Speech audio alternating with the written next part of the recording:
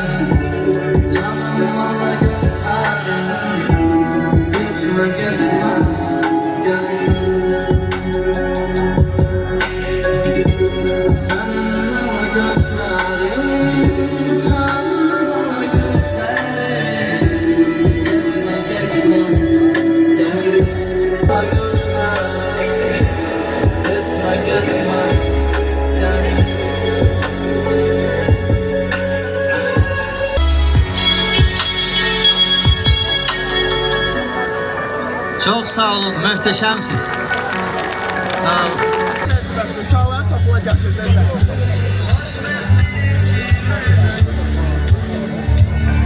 Bahardır, bir lanaya bax, nərgizə bax, bir gör nə xumardır.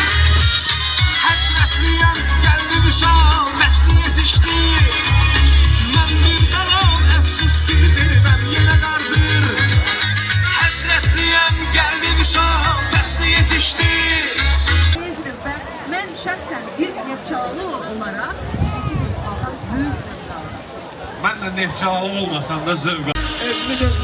Yaxşı bir alqışlar.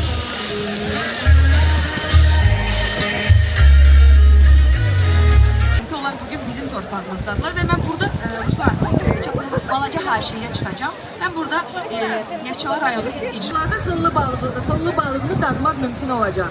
Balıqlar buradadır qardaş deyil. Buyurun, alqışlayaq. Hüseyn Vüqar Rasimoğlu. Balıq əkmək hazırlayırıq, türk yeməyidir. İndi inşallah hazırlayarıq. Nuş olar, yersiniz, görərsiniz. Sağ olun, çox sağ olun. İlk dəfə burada yenə hazırlayırıq.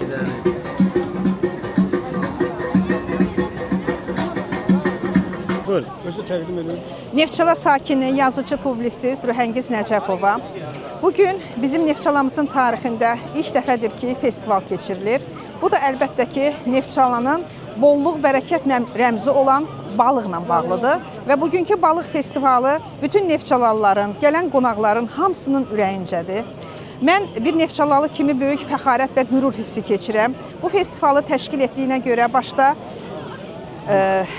rəhbər işçilərə, ümumən bütün Neftçala sakinlərinə dərin təşəkkürümü bildirirəm. Qürur hissi, fəxr və fəxarət hissi keçirtdim. Nə yaxşı ki, bu festival baş tutdu.